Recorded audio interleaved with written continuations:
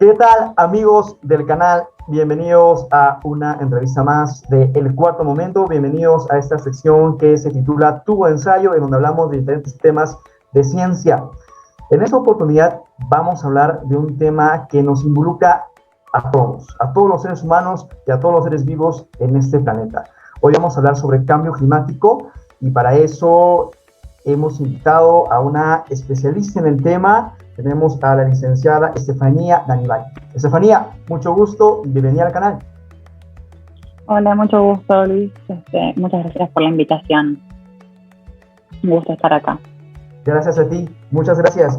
Gracias por haber aceptado esta invitación y pues por acompañarnos y hablar de este tema tan importante, tan interesante y tan complicado que es el cambio climático. Bueno, permíteme presentarte ante todas las personas que nos están viendo. Bueno, Estefanía Danivali es especialista en transparencia climática. Ha coordinado proyectos relativos a planificación climática y monitoreo de datos de cambio climático. Ha elaborado inventarios nacionales y subnacionales de gases de efecto invernadero y fue negociadora en foros multilaterales de cambio climático. Estefanía es licenciada en Ciencia Política por la UBA y magíster en Derecho y Economía del Cambio Climático por la Flaxo en Argentina. Y pues, ya como habrán notado el acento de voz de Estefanía, pues ella viene de Argentina, así que bienvenida a este canal. ¿Qué tal? ¿Cómo has estado en este tiempo de pandemia, este contexto un poco de estar dentro de casa? Ahora ya un poco más adaptada. Creo que el año pasado fue más duro el cambio, pero ahora ya parte de la rutina, diría, como que se incorporó a la rutina diaria y se volvió la normalidad. Qué sé yo, no está tan mal cambiar un poco, porque la normalidad que teníamos antes no sé si era tan increíble como se cree, qué sé yo, el hecho de tener más tiempo para uno, no perder tanto tiempo en viajes, tampoco está tan mal, diría. Pues y además reduce emisiones. Exactamente. Y mi pregunta iba por ahí, ¿no? Porque este contexto de pandemia, al habernos internado en casa, pues ha tenido un efecto indirecto sobre el ambiente, ¿no? Ha tenido sus repercusiones. Incluso hay algunos estudios que se han hecho en muy corto plazo que pues por ahí tratan de mostrar evidencia de que ante tantas malas cosas, como que los efectos directos de la pandemia pues ha sido positivo en cierta medida sobre el ambiente. Sí, en términos inmediatos sí, pero no a largo plazo. Fue como una muestra de la capacidad de la naturaleza de recuperación, si se le da el espacio, pero como lamentablemente nuestros hábitos no es que cambiaron profundamente y no es que estamos adoptando las lecciones aprendidas positivas y queriendo sostenerlas, inmediatamente cuando se empezó a abrir un poco, los impactos negativos volvieron incluso rebotaron de una manera aún más exagerada, diría, porque justamente como todos estaban queriendo volver a la normalidad y a restablecer la economía y demás, se puso en marcha todo con mucha mayor celeridad y muchos los controles ambientales en el periodo de pandemia y post-pandemia se vieron desaparecidos, por así llamarlo.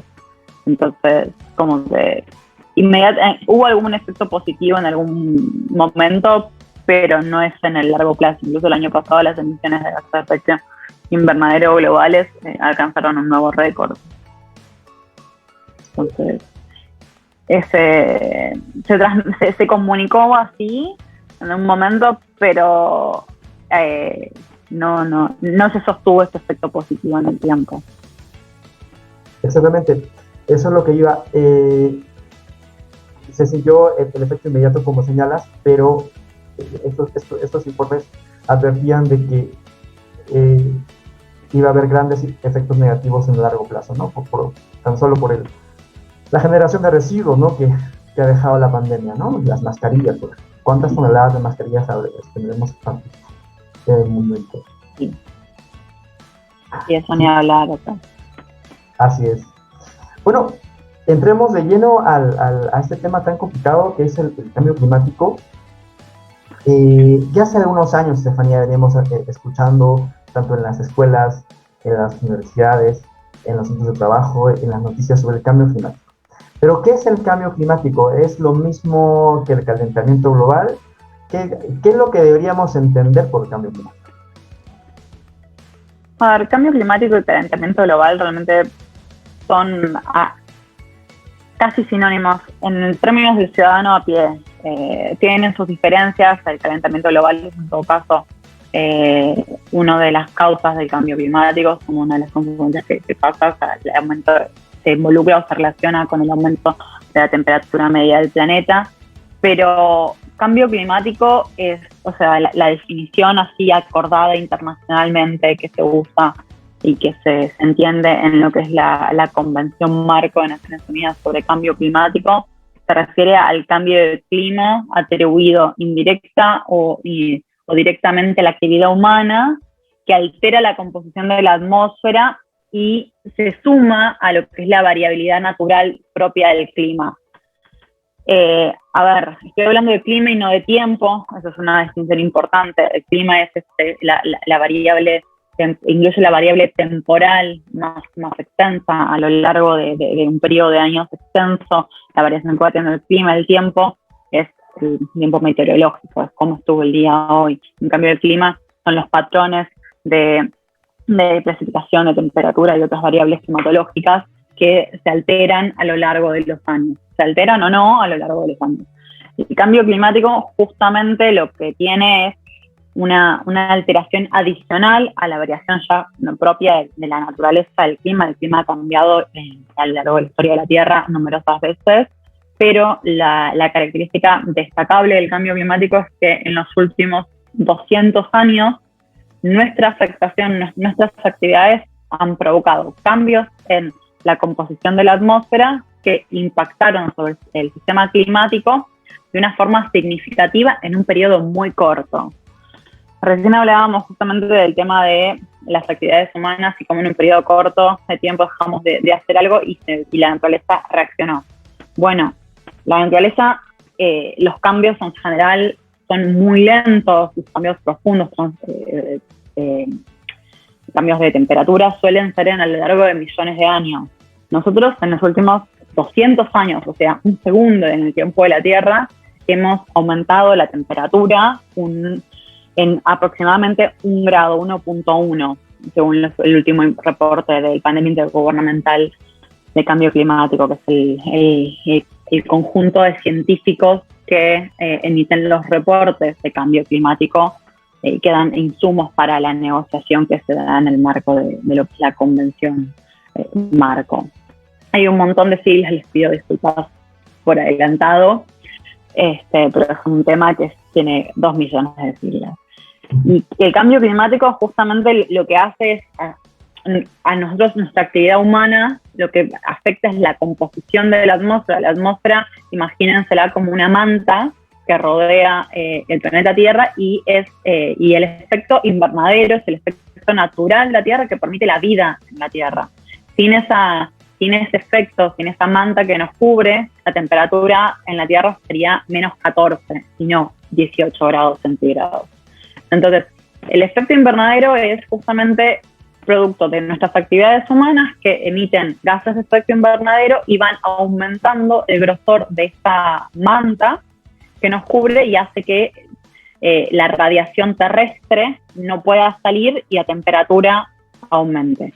Voy un paso para atrás. El Sol emite radiación en una longitud de onda que entra a la Tierra y eso calienta. Cuando llega a la Tierra, rebota esta radiación solar y se convierte en radiación terrestre que tiene otra longitud de onda y en general la composición de la atmósfera permite que salga una parte, pero otra parte se queda retenida y eso es lo que calienta la Tierra y permite la vida. Al ir engrosando esta manta, cada vez menos radiación terrestre puede salir y la temperatura media va aumentando. Entonces, como te decía, en los últimos 200 años la temperatura media del planeta aumentó 1.1 aproximadamente. Y este aumento es, este aumento de esta cantidad de grados, que parece re poquito, porque un grado en general no nos damos cuenta cuánto es. 27 grados, 28 grados, no hace diferencia en nuestra vida. Pero a nivel planetario, este aumento es un montón. O sea, si mal no recuerdo, el último reporte que salió ahora del IPCC, que salió en agosto, decían que esta temperatura, el aumento entre 1850 a la actualidad, era el aumento más como rápido en la tasa. La tasa de aumento había sido la mayor en las últimos, o sea, creo que si no me acuerdo estoy buscando el dato para decirte el valor correcto, pero ¿dónde está el número? No quiero decirte mal el número, pero este cambio es sin precedente en términos de la velocidad del aumento y la cantidad y la temperatura que aumentó en los últimos milenios, y nosotros lo aumentamos en 200 años. Entonces, la naturaleza y todos los ecosistemas de los que nosotros somos parte no ha tenido el tiempo de reaccionar o de adaptarse. Entonces, eso produce que los cambios que estamos empezando a ver en el sistema climático sean cada vez más abruptos. Y el cambio climático lo que produce es exacerba los extremos. Por ejemplo, hace que las sequías haya más días de sequía, o haya más días de olas de calor, haya que las tormentas tropicales sean con mayor intensidad y mayor descarga de agua. Como que lo que hace es exacerbar los efectos extremos de los fenómenos climáticos, en tanto en intensidad como en frecuencia. Hay cada vez más tormentas tropicales de mayor magnitud, las sequías son cada vez más extensas. Entonces, lo que va haciendo es exacerbar esos extremos en términos de impactos climáticos y también se conecta con las vulnerabilidades sociales.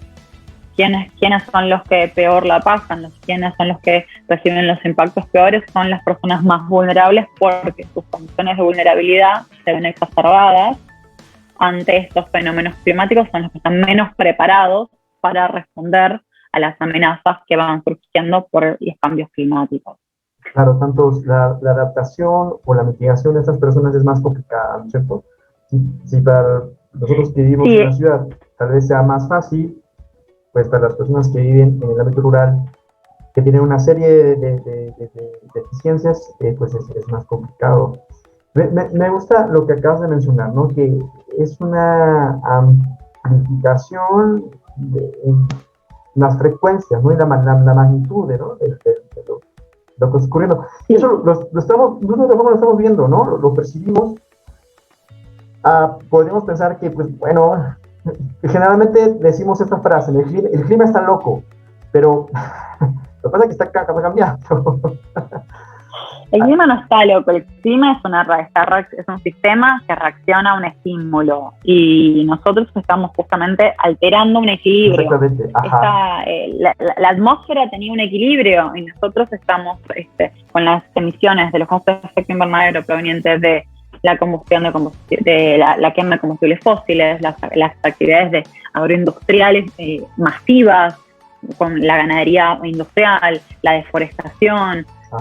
Todo eso lo que estamos haciendo es emitir muchos más gases de los que había en la composición natural, y estamos alterándola a un ritmo mucho mayor, un ritmo imprecedente en la historia de los últimos 2000 años. Ahí encontré el dato. En los últimos 2000 años nunca aumentó la tasa de cambio tanto como en los últimos 200. Entonces, es un montón, ¿no? No es el clima que está loco, sino es la respuesta esperada ante algo que tiene muchas variables. O sea, claramente que no es una causa-consecuencia, sino que una de sus mayores problemáticas es que es multicausal. Entonces es más difícil asociar, emito y entonces pasa algo. Hay como mucho en el medio que puede pasar que lo atenúe. Así es. Tú has estado trabajando durante mucho tiempo el cambio climático, bueno, me imagino a nivel global, pero también te has enfocado en América Latina, pero más te has enfocado en lo que está sucediendo en Argentina, que es tu país. Y bueno, tal vez las actividades o los esfuerzos que realizan los países de la región de América del Sur, América Latina, están como que bueno, sí, pero no, y por aquí y por allá, ¿no? En el caso específico de Argentina, ¿no? ¿Cuáles son las políticas públicas que se han dado para la mitigación y adaptación del cambio climático? A ver, es difícil. La verdad que todos los países de América Latina lo que tienen es esta dificultad de ser países en desarrollo, donde la prioridad de las políticas siempre ha sido justamente la mejora de la condición, de la calidad de vida de sus ciudadanos, y para eso el desarrollo económico, entendido desde la teoría tradicional, donde un desarrollo económico más productivista, incluso en Latinoamérica, siendo una región tan rica en recursos naturales, un modelo de desarrollo extractivista, que eso supuestamente va a traer desarrollo a nuestras poblaciones. Realmente se entiende que ese modelo sea el que haya imperado en el 1800, ponele 1900, pero bueno, ya hace 150 años que venimos, no sé, o por lo menos 100 años que venimos teniendo el mismo modelo, y nuestra región no se ha desarrollado, no ha crecido como se supone que deberíamos haber crecido. Entonces llega un punto donde este modelo económico extractivista o de productor de recursos naturales e importador de todo lo demás, para mí hay que empezar a cuestionarlo. En Argentina sigue siendo un país agroexportador, éramos el granero del mundo y hoy seguimos siendo, hoy no alimentamos personas, no alimentamos ganado o de otros países, o hacemos las mayores producciones de soja, y hay más vacas que personas en la Argentina. ¿En serio? No, sí, sí. Hay más cabezas de ganado que personas. Las políticas climáticas, la verdad que han empezado a tener, han entrado en la agenda pública fuertemente, yo diría desde 2014, 2015, que se empezó a dar más prioridad a la temática y empezó a entrar en la agenda. Y empieza a tener relevancia, y tanto en la agenda política como en la agenda social. Desde en 2016 se crea por decreto presidencial lo que es el Gabinete Nacional de Cambio Climático. Había un antecedente donde era una reunión también de ministerios, y con algunas sesiones con la sociedad civil y la academia y demás, pero era más una comisión de cambio climático, que era como el antecedente que se formaliza en este decreto presidencial de 2016, y luego se institucionaliza con la ley de cambio climático, la ley de presupuestos mínimos sobre adaptación y mitigación al cambio climático, que se sanciona por unanimidad a fines de 2019. Este proceso de creación de instituciones, como es el Gabinete Nacional de Cambio Climático, ha sido algo fundamental, porque ha permitido sumar a la mesa de conversación a los organismos implementadores de políticas. El Gabinete Nacional de Cambio Climático y muchas de las políticas de cambio climático son empujadas por lo que es el ahora Ministerio de Ambiente, en su momento la Secretaría de Ambiente. El Ministerio de Ambiente siempre tiene la agenda de estas temáticas, pero el Ministerio de Ambiente no implementa políticas. Puede planificar, puede recomendar cómo tiene que ser ambientalmente responsable una política, pero no es quien hace la política energética o la política agropecuaria. Entonces, el Gabinete Nacional de Cambio Climático fue una instancia de conversación y de capacitación continua de los equipos técnicos y políticos de los distintos ministerios, donde se empezó a conversar y a dar más relevancia a lo que es cambio climático, y eso permitió que en 2015 presentamos la contribución nacionalmente prevista, la INDC. En 2016 se actualice la contribución y se presente la contribución revisada, la NDC revisada, y luego a fines de 2020 Argentina presenta su segunda contribución nacional. Entonces, Argentina con esto ha empezado a planificar políticas a 2030 y ahora está en el proceso de elaborar su estrategia de descarbonización a 2050. Esto es un proceso que justamente la riqueza que ha tenido es que las áreas de gobierno, de energía, de agricultura, de bosques, de transporte, de producción, se sienten a la mesa y se vayan empapando en la temática y vayan haciendo lo que son los planes de acción sectoriales que tiene el país, que están en constante revisión, y vaya teniendo estas hojas de ruta de cómo tiene que ser la política, todas las políticas, y involucrando la variable climática. En términos de planificación, Argentina ha avanzado un montón y tiene todos esos instrumentos, que además cumple con las obligaciones a la Convención de presentar los reportes cada 2 años, y eso ha sido clave. Después, en términos de política pública concreta, hubo una promoción bastante fuerte de lo que es toda la parte de energías renovables, una política bastante exitosa en términos de biocombustibles, de introducir un corte de biocombustible obligatorio para lo que es los combustibles de transporte, y también de lo que iba a las centrales eléctricas. Luego también hay promoción de políticas de eficiencia, tanto industrial como residencial. Argentina también ha participado o participa del programa ONU Red, lo que es el programa de la Convención Marco para la reducción de las emisiones de la deforestación y la degradación de bosques.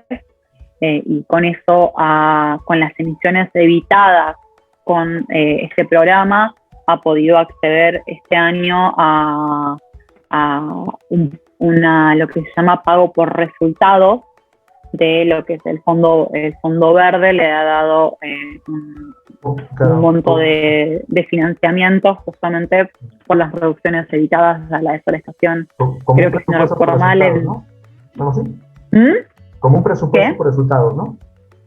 Sí, en lo que se hace, se evalúa en un periodo que, si no me equivoco, 2015-2018, se ve, primero se hace una línea de base, cuáles serían las emisiones sin las políticas, y las emisiones que se han logrado evitar de deforestación, se paga eso, y eso se reinvierte en seguir sosteniendo esas políticas. Pero bueno, esas son las cosas que que la política ha ido haciendo, pero a la par tenés políticas como Vaca Muerta, que es nuestra fuente de shale gas en el sur de la Argentina, en la provincia de Neuquén, que no deja de ser explotado, sino que a pesar de los precios sigue siendo la supuesta salvación. Hay un subsidio con los combustibles fósiles, un subsidio muy fuerte. La energía en Argentina es bastante barata en comparación con otros países de la región, porque está subsidiada. Y luego tenés toda la política agropecuaria. Las emisiones de Argentina las emisiones de gases de efecto invernadero son aproximadamente un 53% provenientes de lo que es la energía, y un 37% de lo que son las actividades agropecuarias, lo que sería agricultura, ganadería y silvicultura y bosques, lo que llaman lo que sería la deforestación. Esos son los grandes drivers de nuestras emisiones. Entonces, por un lado, en términos energéticos, tenés los subsidios y la promoción del shale gas,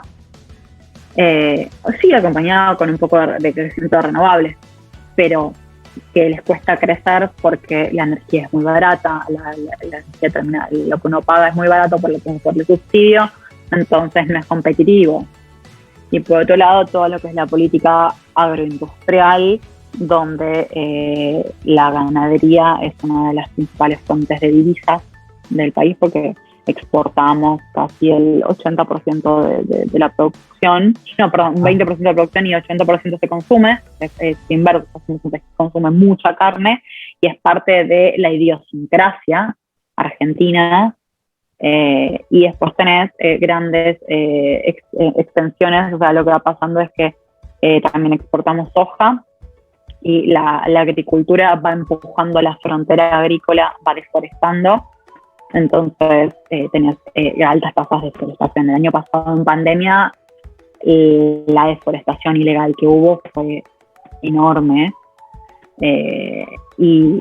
y hubo bajo el control. Entonces la deforestación sigue pasando. Entonces como que tenés esta cuestión de que verbalmente, e incluso hemos puesto una meta más ambiciosa. En diciembre se publicó ya la convención, nuestra segunda contribución nacional, poniendo una meta de 359 megatoneladas a 2030. O sea que hoy en día las emisiones, para que tengas un parámetro, hoy en día las emisiones del último inventario nacional de gases de efecto invernadero fueron aproximadamente 364 megatoneladas, no importa la unidad, y la meta es bajar esas emisiones al año 2030 a 359 aproximadamente.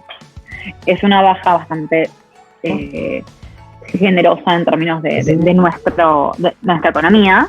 Porque estamos a la vuelta de la esquina para el 2030, ¿no? Y justamente lo que tú hablabas me llama mucha atención, y es lo más valioso a través de esta reunión, de esta entrevista, porque hablar de cambio climático en América Latina, sabiendo que los gases de efecto invernadero se derivan, pues, en gran parte de la ganadería. Entonces, si hablamos de cambio climático en América Latina, pero en Argentina, sabiendo que son grandes consumidores y productores de carne, o sea, eso está en las bases estadísticas, pero también en el común imaginario o pensamiento de todos nosotros latinos, que pues sabemos que una buena carne va a ser Argentina, ¿no? Un buen asado, una buena parrilla va a ser Argentina. Entonces, sí me llama mucho la atención las metas, porque parecen muy ambiciosas bajo el contexto idiosincrático del país, ¿no? ¿Cómo lo ves tú? El sector opina lo mismo, y si vieras las noticias de estas últimas semanas, hay un lobby muy fuerte contra todo esto.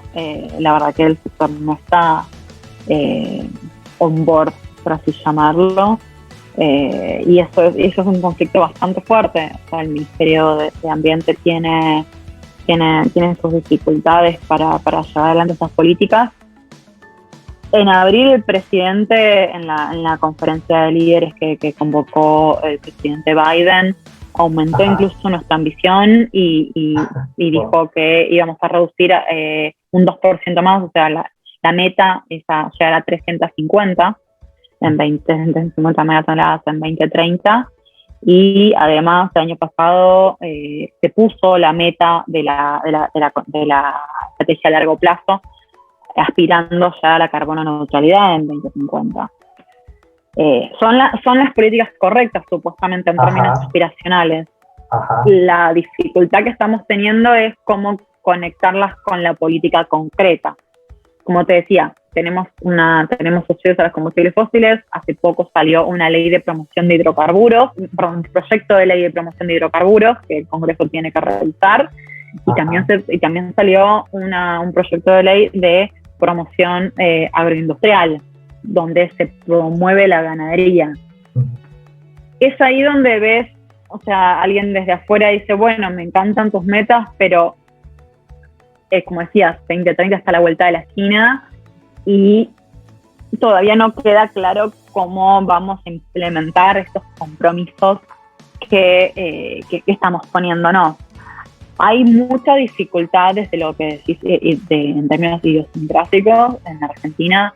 Yo no soy experta en la parte del sector de ganadería, bosques y agricultura. Entiendo un poco más de lo otro, porque es un sector sumamente complejo en términos técnicos, pero hay mucha dificultad de aceptar que tenemos que reducir nuestro consumo. Es como que se lo toma como una ofensa, y no es que la ciencia o el IPCC dice que no hay que comer más carne. Lo que se plantea son dietas más balanceadas. Se plantean dietas tipo flexitarianas, donde se reduce el consumo de carne y se balancea con otras cosas. O sea, no es... A ver, el cambio climático como concepto base no hay una solución mágica, no es una solución. Todo renovable, todo, no más carne, no. Es un conjunto de soluciones que requieren cambios de estilo, de vida, de decisiones. Reducir el consumo de carne es uno de ellos. Y te decía que son cambios más para mitigar o adaptar que para revertir, ¿no? Porque, o sea, no se va a poder revertir, ¿no? Revertir no se va a poder, lamentablemente. Ajá. O sea, con la concentración de gases que tenemos ya vamos a ver efectos.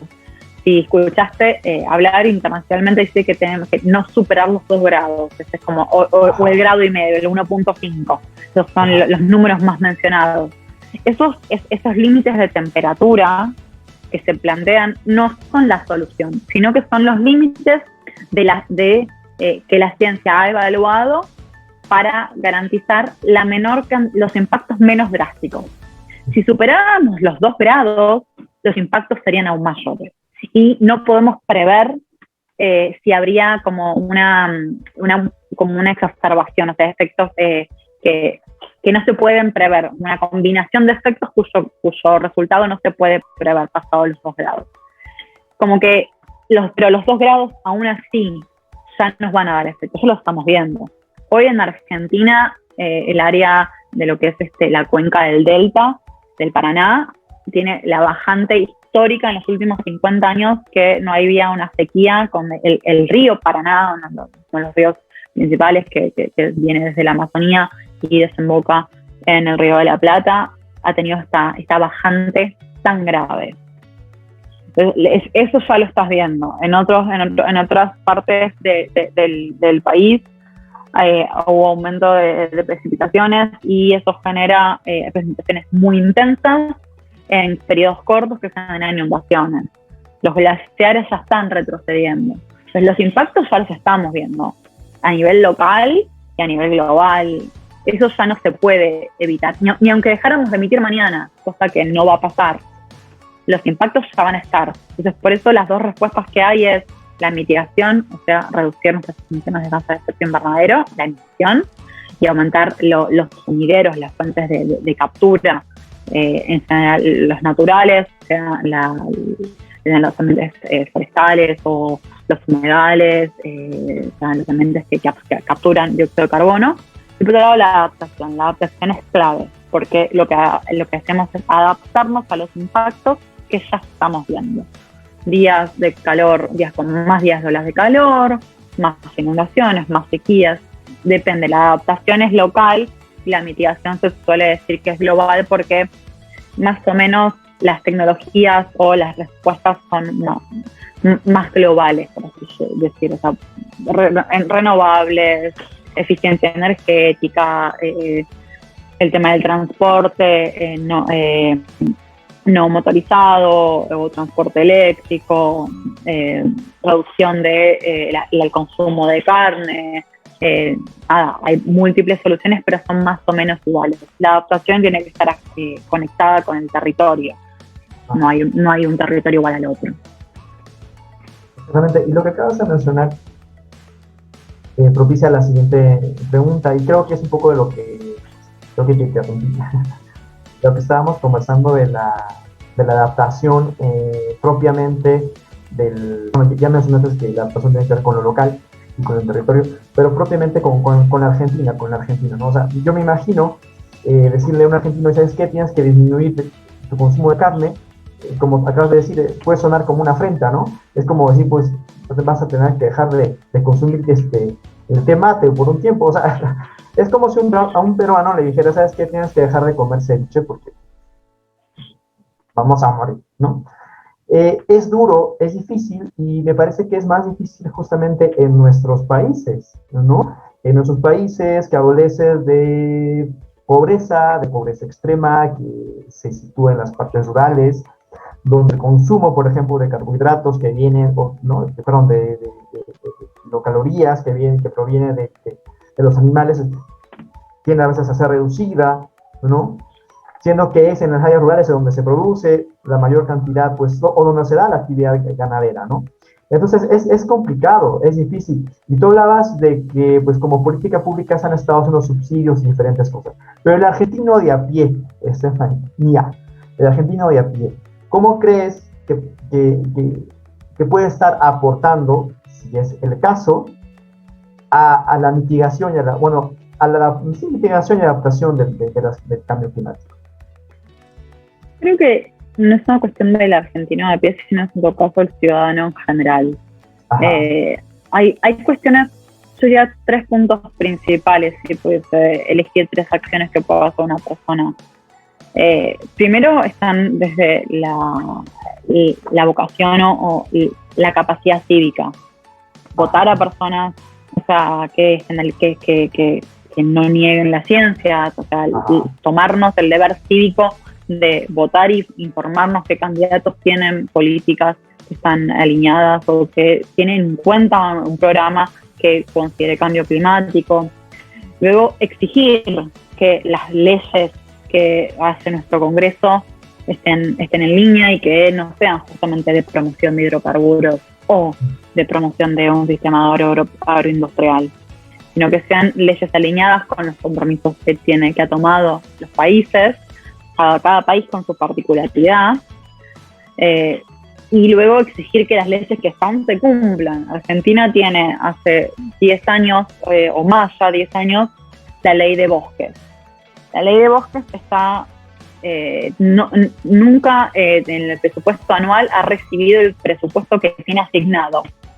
Entonces, que no se cumpla, que no se implemente una ley como la ley de bosques, no se implemente completamente, o que se implemente a medias, y va en contra de las. Entonces, el ciudadano de a pie lo que puede ser es un ciudadano informado que se involucra y reclama y exige a sus gobernantes que cumplan con los compromisos internacionales y que gobiernan con las políticas que nos lleven a evitar el aumento de los 2 grados o el 1.5. Y después hay una cuestión más a nivel individual. Este es un problema global, claramente, que la acción de cada uno no es que va a mover la aguja, pero sí, o sea, si nos sumamos todos, cada gramo de gas de efecto invernadero que vayamos reduciendo impacta, obviamente no de la misma manera que si redujeran las principales empresas del mundo o los principales emisores del mundo, sea China, sea Unión Europea, sea Estados Unidos. Claramente que las acciones principales tienen que venir de los mayores emisores. Pero como ciudadanos nosotros lo que podemos empezar a hacer es a tomarnos conciencia de lo que consumimos, cómo lo consumimos, y una noción básica es, vivimos en un planeta finito, con recursos naturales tienen una cantidad determinada. Entonces, por ahí romper con esa idea, esa ilusión de que el crecimiento es infinito y nuestro consumo puede ser infinito. Entonces, empezar a cuestionar nuestros patrones de consumo dentro de nuestras posibilidades, claramente.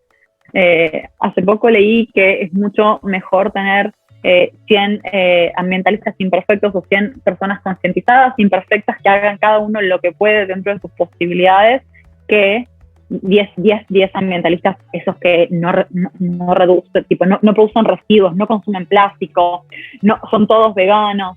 Está buenísimo, pero cada uno tiene que poder hacer lo que está dentro de su posibilidad, pero ir tomando conciencia de nuestro consumo. O sea, podemos, no sé, empezar a reducir el consumo de carne una vez por semana en un país donde se come carne, almuerzo y cena, eso sería un montón. Que una vez por semana todos empezáramos a reducir. Se impactaría, obviamente, tiene que ser progresivo. O sea, empezamos por ahí y vamos aumentando, porque claramente tenemos que cambiar nuestra forma de relacionarnos y tenemos que tener cambios transformacionales de nuestra forma de consumir, producir y desechar. Entonces eso es importante. Y creo que el último punto es hablar. Difundir la temática, hablar la temática de cambio climático es creo que una de las acciones de mayor impacto que vamos a tener a nivel individual.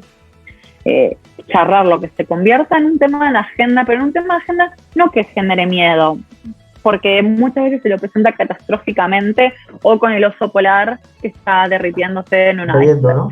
Ajá. Es la imagen más común, pero esa imagen no te interpela, porque es, bueno, pobre oso polar, o el cambio climático venía 50 años. No, el cambio climático está acá, entonces está bueno que si uno se informa de la temática, bueno, ir compartiéndola sin ser catastrofista, porque eso genera miedo y la gente cuando el miedo se cierra, pero charlarlo, que se convierta en un tema de conversación, así como se habla de música. Si todos nos empezamos a poner más en tema, va a ser tal vez más fácil aceptar la razón detrás de estos cambios que necesitamos, y estos cambios culturales pueden empezar a darse a la velocidad que necesitamos. No es fácil, porque eso es justamente lo que se requiere, es cambiar nuestra forma de consumir, producir y desechar. Es como la base de nuestro sistema. Los cambios que se requieren son esos, pero bueno, si se acompañan con políticas públicas que están acorde, con políticas empresariales acorde, bueno, la ciencia del IPCC y todo dicen que aún estamos a tiempo de cambiar el curso. Depende de nosotros cuánto nos involucremos, cuántas acciones reales hagamos, cuánto dejemos de hablar. Los políticos me parece que son los que tienen que dejar de hablar y empezar a implementar, y los ciudadanos a pie somos los que tenemos que empezar a hablar mucho más para luego incorporar y empezar a poder hacer estos cambios transformacionales de una forma más, no sé si fácil, pero más convencidos, y que nos permita justamente hacer esas renuncias que lamentablemente vamos a tener que dejar de hacer, porque no podemos seguir consumiendo como consumimos hoy. Si todo el mundo consumiera como consume Estados Unidos, necesitaríamos 5 planetas Tierra.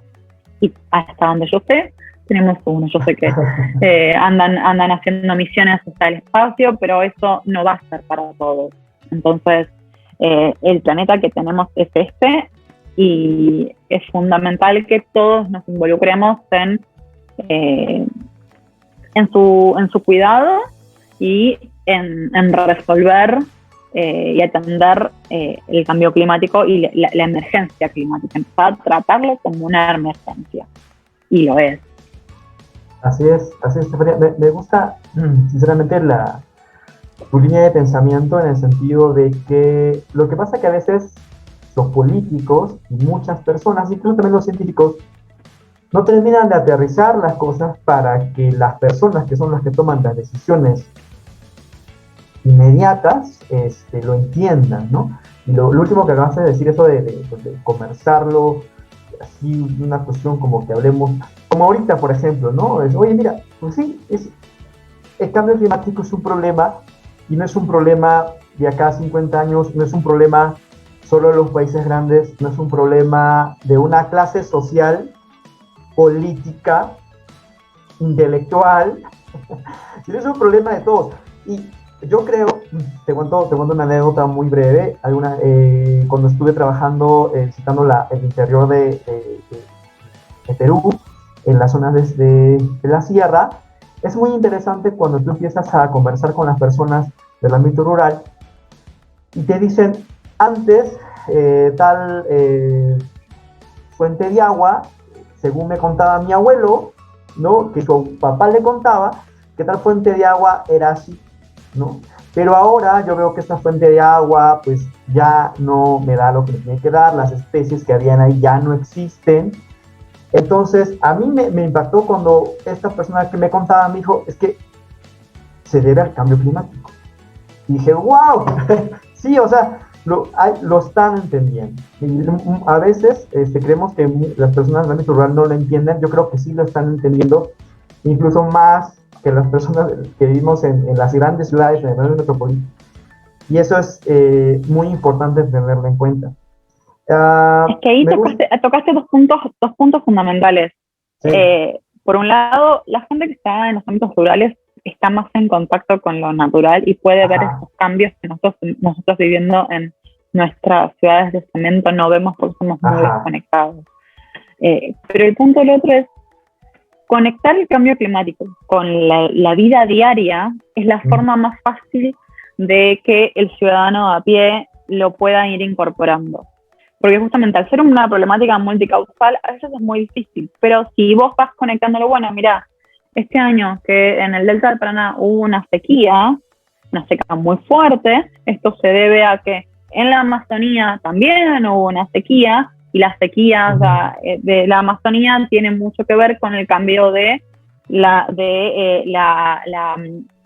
cantidad de humedad que tiene la atmósfera. Entonces, hacer esa conexión tal vez más simple entre el impacto que la persona ve y la causa del cambio climático va a permitir que se vuelva parte del vocabulario del día a día.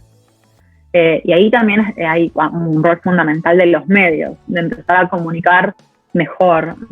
Acá en Argentina hay medios especializados que justamente se buscan comunicar cada vez mejor, más claramente. Los medios más masivos comunican en esta época que viene la COP y comunican con el oso polar como imagen principal.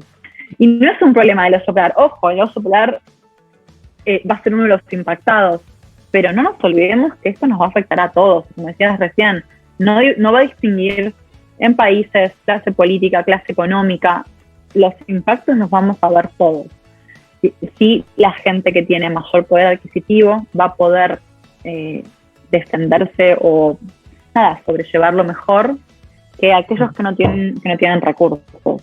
Entonces, exacerba vulnerabilidades, exacerba desigualdades. Así es. Y eso es fundamental. Sí, exactamente. Eso también era lo que se me vino a la cabeza cuando comentabas que esto, por ejemplo, ¿no? Yo encuentro un símil con lo que pasó con el COVID, ¿no? Cuando en América Latina veíamos, pues, por las noticias de que se venía el COVID-19 y pues, muchas personas decían, pues eso no va a llegar, no va a llegar a nuestros países, no va a pasar nada, una cuestión de que se va a quedar, pues, ahí en Asia o en Estados Unidos. Pero luego nos dimos cuenta que, pues, era una pandemia, ¿no? Como tal. Y yo creo que las consecuencias del cambio climático también deberían, no sé, tú corrígeme desde lo que tú tienes y sabes, pues se comporta más o menos así, ¿no? Como una pandemia, ¿no? O sea, nos va a afectar a todos, pero igual que el COVID, como dices, o sea, va a afectar a los que tienen menos, a los que tienen pues mayores deficiencias, les va a afectar más.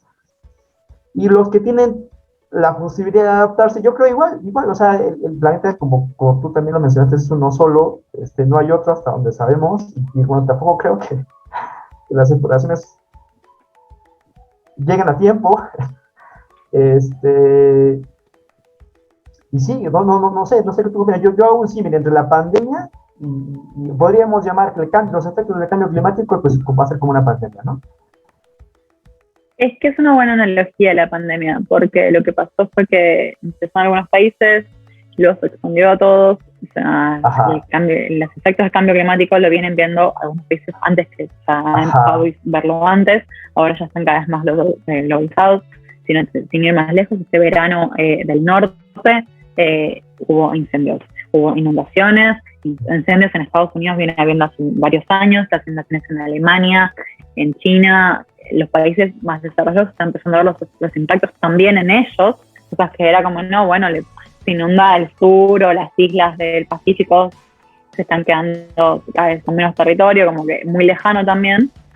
Pero al igual que la pandemia, los países desarrollados tienen más recursos y son los primeros que se terminaron de vacunar.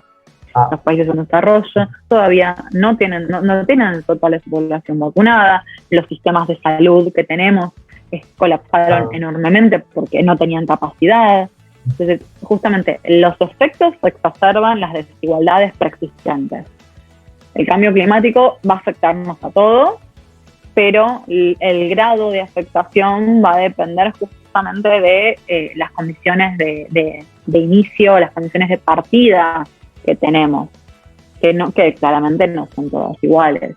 También por eso hay mucha demanda de los países en desarrollo a que los países desarrollados financien la transición. Porque es verdad que somos países en desarrollo, toda la región, y que tenemos una gran parte de la población bajo la línea de la pobreza. O sea, hay un montón de cuestiones estructurales que tenemos que trabajar y resolver, pero no puede ser con el mismo modelo de desarrollo que teníamos hasta ahora. Tenemos que empezar una forma de desarrollarnos distinta. No podemos copiar lo que hicieron los desarrollados porque la tierra no da abasto. Entonces, en eso hay que ser creativos y sí necesitamos el apoyo de los países desarrollados para poder implementar las políticas más drásticas o que más recursos requieren. Exactamente. Pues, Estefanía, es de verdad genial. Gracias por esta charla. Y eso es lo que necesitamos, ¿no? Tratar esos temas así como si fuéramos, no sé, un grupo de amigos tomando un café, y tratar de interiorizarlo, ¿no? Y algo muy bonito de estas entrevistas que hemos estado haciendo es de que siempre se queda un mensaje final o una frase o un lema final, ¿no? En este caso, no sé si tú estás de acuerdo. ¿Qué te parece porque mucha gente pregunta, pues, ¿y ahora cómo vamos a volver después del COVID y de la pandemia? Pues, ¿vamos a volver a ser iguales o vamos a volver a una nueva normalidad? O preguntan, ¿no? ¿Qué va a pasar? ¿Qué tenemos que hacer? Una vez me preguntaron esto en el contexto de la educación, de la desigualdad de educación, y lo que yo tenía a responderles es, pues, hay que prepararnos para la próxima pandemia, ¿no? Porque ya sabemos qué es lo que está sucediendo, ya sabemos dónde están en América Latina nuestros puntos donde hay mayor desigualdad, donde puede haber una mayor incidencia.